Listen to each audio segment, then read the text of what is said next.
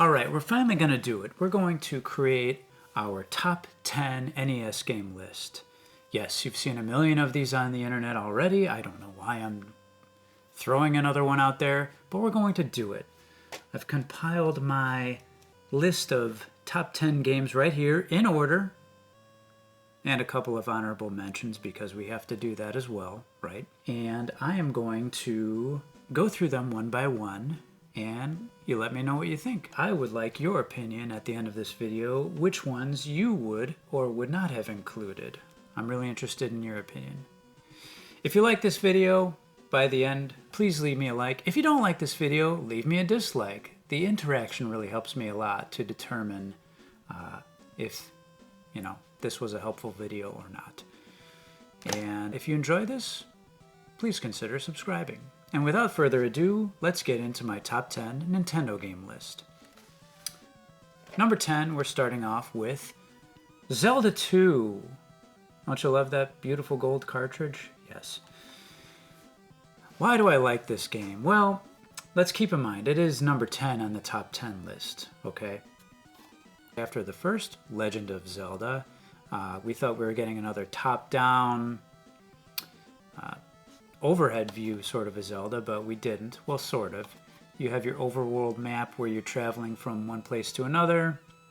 You're not really doing any fighting during this time. Primarily, it's a side-scrolling platforming type game. Goes above and beyond the first Legends of Zelda game because you can level up, you can learn how to use magic, and I think it makes the list because I felt a big sense of achievement when I finally beat this game. It's very cryptic in a lot of places, which makes it tough, but I like the fact that you can go to towns, you could, like I said, learn magic. There just seems to be a lot of depth to the game, and I really enjoyed it. I know it might be hard to get into, but it's worth it by the time you can start to make some progress on the game. It just gets better and better and better. So you got to get over that initial hump, and the game has a bit of a stigma, I think, and people have warmed up to it over the years. But this is a great game, and it makes my top 10 list. Next is River City Ransom. And I talked about this recently on my NES video game artwork video, my favorite beat-em-up game in my NES collection. And you can pick between one of two characters, or you can play two-player co-op, and you can go from town to town, leveling up your character, sort of as RPG elements in that regard. You can visit libraries and learn new skills. And there's a password system, albeit a ridiculous password system. I'll put up a screenshot of an example. But it sort of has to be because there's a lot of different attributes and aspects. So I figured this is probably the only way they can do it, because think of all the different combinations of places and skill sets that you could have left off with the last time you played it. So short of a battery backup, that's kind of the only way to do that with this particular game. There's backtracking involved a little bit. There's some places where you can go and show off your ass a little bit. You visit a sauna later in the game to regain your health, and there's a little bit of nudity. 8-bit nudity, that is. Number 9 on my top 10 Nintendo game list, River City Ransom. Check it out. Number 8, Ninja Gaiden. The reason it's in my top 10 list is because of the play control, the music. It's sort of the right amount of difficulty, kind of. I like the fact that, if you play it enough, you kind of learn the patterns, and it has a nice flow to the game. I've never beaten the game. I've gotten to the final boss. This final boss has 3 different forms. I've gotten to the second form of the final boss. But there's a glitch in the game. I think it's an unintentional programming error in the game, from what I understand. If you die at the final boss, you go much further back than you should. And so it's a little demoralizing at that point. Yeah. But I still love the game nonetheless. I get to the final boss, I die, and then I turn the game off. But I still love it. Yes, awesome game. Next, which one was it? Chippendale Rescue Rangers. This is the first one of the two. The second one's a very expensive game, never played it. But I love this because, again, it's a fast-paced game. I tend to like them, the fast-paced games. There's a couple of them on this list that are not. But more than not, they're sort of fast-paced games. The music's fast. This is a fun platforming game, not difficult at all. You can beat it in less than an hour. And it's a fun game. Another two-player co-op game, which is great. Good controls and a lot of fun. Good graphics as well. And next on the list, what would this be? Number 6, the original Legend of Zelda. Another beautiful looking cartridge there. I remember seeing this cartridge for the first time through the box, and I was blown away. This was the first time I ever played an adventure game, a very large adventure game, and it has the battery backup just like Zelda II. Anytime you see a gold label, that's how you know we've got the ability to save our progress. Epic adventure game that I'm very nostalgic for. I don't know what I can tell you that hasn't already been said about this game. It was the game that started it all. This major Zelda franchise that exists today all started with this. And it still holds up today. They really did it right. Number 5 is Mega Man 2, my favorite NES Mega Man game. You have two options. You could play it normal or difficulty. I forgot what they call it. And wonderful music.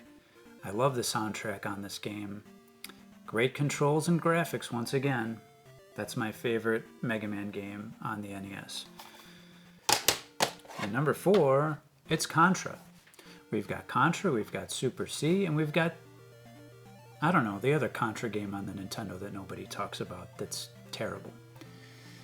But this is the best. Super C is very good too, don't get me wrong. But this I'm most nostalgic for. Two-player co-op, run and gun shooter, great graphics and controls and music. Pop that into your earphones and mow your lawn. Number 3. You probably did not see this one coming. It's Star Force that I talked about on my favorite artworks list. This probably would not belong on most people's lists because of its simplicity, and it gets a little monotonous. But for me, I love the fact that I could just pick it up. It's not very complicated. Just turn the brain off for a little while. It's perfect for me. The music is repetitive. I'm saying all bad things about this game, but I'll tell you what. There's just something about it that keeps me coming back. And it's mostly for the simplicity. And it's more of an arcade game. I mean, you can, beat the game. Not that I ever have. But to me, I treat it more like an arcade game where I'm trying to get the highest point total as possible and beat my previous score. It's worth checking out, I think. You might or might not like that. That might be a little bit of a controversial pick, especially for number 3 on the list. Moving on. Number 2. Super Mario Bros. 3. You had to believe it was going to be up there somewhere, didn't you? We had Super Mario Bros., which was legendary. Then we had the American version of Super Mario Bros. 2. Yes, I know it was something else in Japan. Okay. Doki Doki Panic, all right. Which took the Super Mario Bros. Original one and put it a step further with your ability to choose characters and do different things, throw items, etc. And then this one took it several steps further. The game is massive. It could benefit from a battery backup, but doesn't have it. So at this time, if you're going to beat the game, you're going to spend, all day doing so. Obviously, later releases of the game, like on the Super Nintendo with Super Mario All-Stars, or on the other versions, on the Game Boy Advance, yes, you have the ability to save. But back then, we did not. There's a lot of content in this game. What are there, 8 worlds?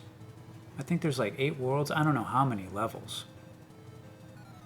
But it's a big game. And there's a lot of strategy involved because along the way, you get items. There's a lot of different ways to get items. You might want to hold on to those items and use them for more difficult stages. I like the fact that there's strategy involved.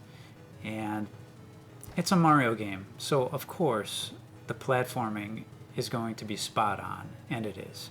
So Super Mario Bros. 3 lands itself at the number 2 spot on my top 10 NES game list. And before we get to number 1, this is where I have to do the honorable mentions. First of my 2 honorable mentions is Mike Tyson's Punch-Out!, which I've never beaten.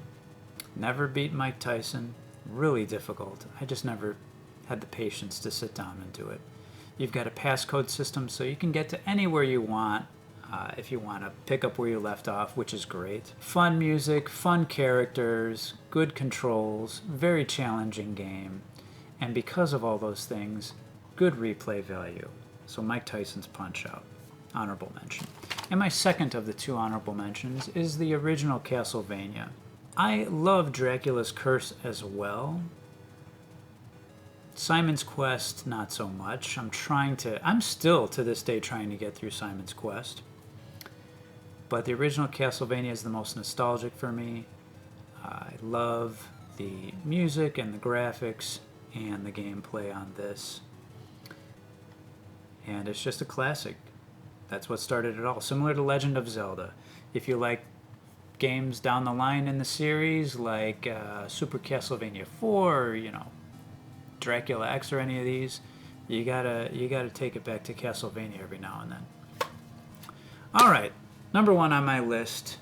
If you've been watching the show, you'll know that this is a favorite game of mine. It's Jackie Chan's Action Kung Fu, which is a later release in the Nintendo's life cycle. So you've got some kind of enhanced graphics, huge sprites, the controls and the platforming are spot on, and it's another one of those soundtracks that I could just listen to while I'm doing something else. So if you have the ability to check out this game, I would highly recommend it. There's also a version of this game that came along a little bit later on the TurboGrafx 16, which sounds even better, but Jackie Chan's Action Kung Fu on the NES is where it started. Those are my top 10 favorite Nintendo games, and I really hope you enjoyed this video. I don't expect you to throw your list of top 10s down below, but if you don't mind, tell me some of your favorites on the system. I'd really appreciate looking at that, and I hope to see you again. Thanks for watching. Take care.